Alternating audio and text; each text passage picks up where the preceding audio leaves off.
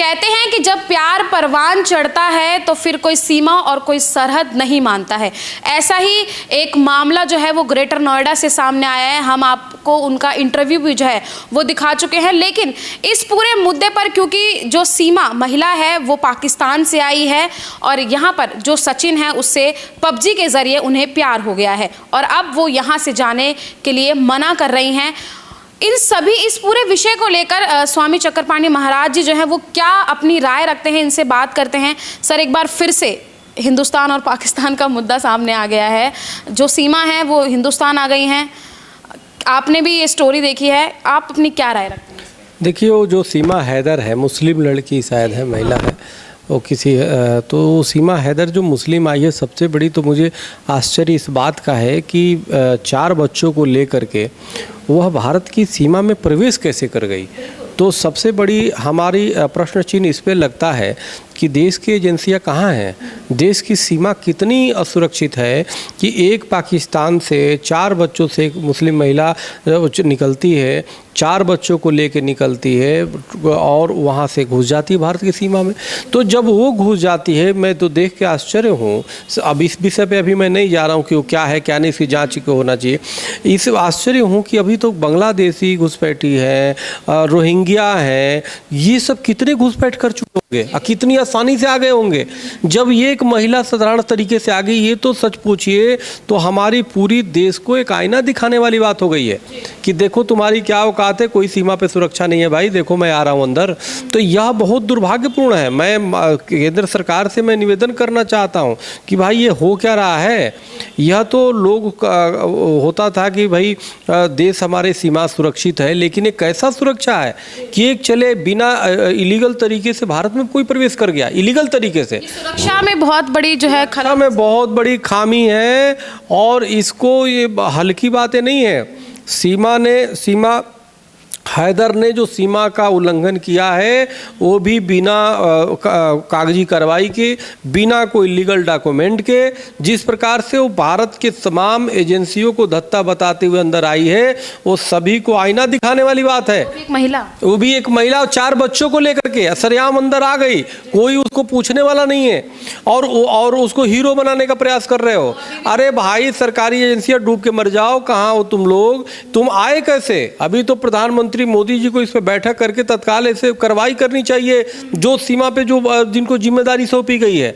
तो अभी तक तो देश के लोग सुरक्षित होकर रहे हैं, तो आतंकियों के लिए रास्ता खुला पड़ा है भाई।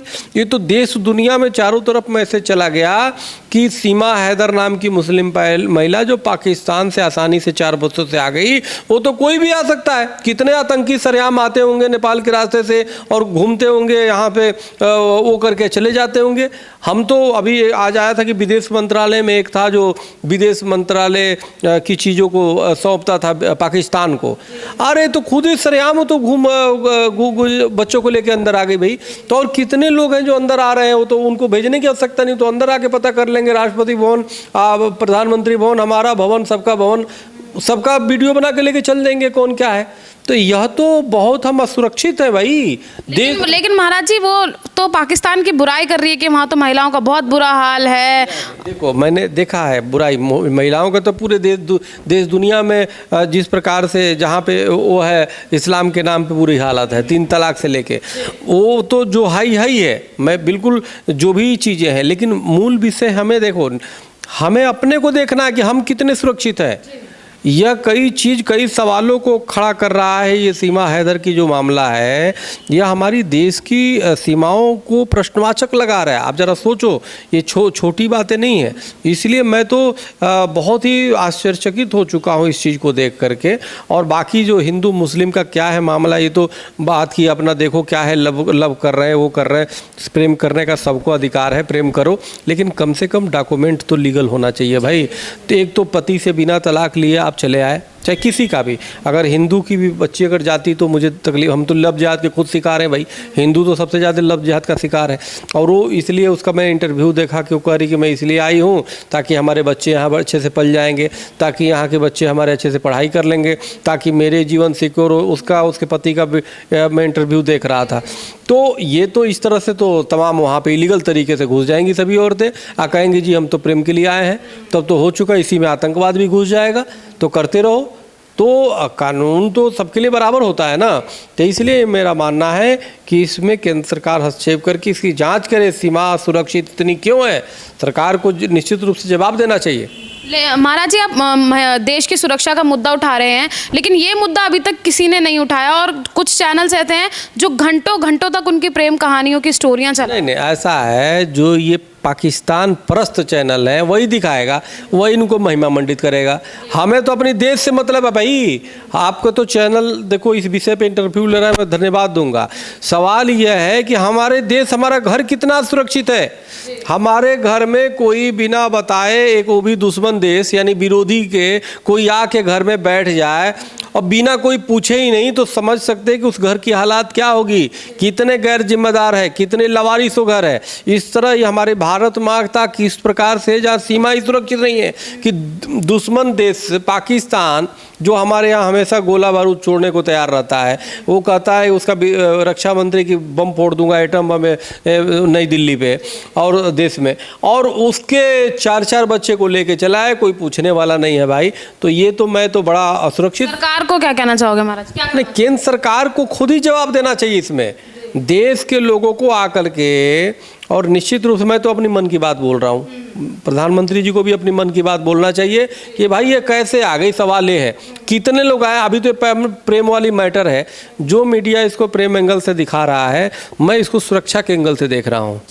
उसने सीमा हैदर का क्या प्रेम है, नहीं है, क्या है, साजिश है, वो सब जांच का विषय है।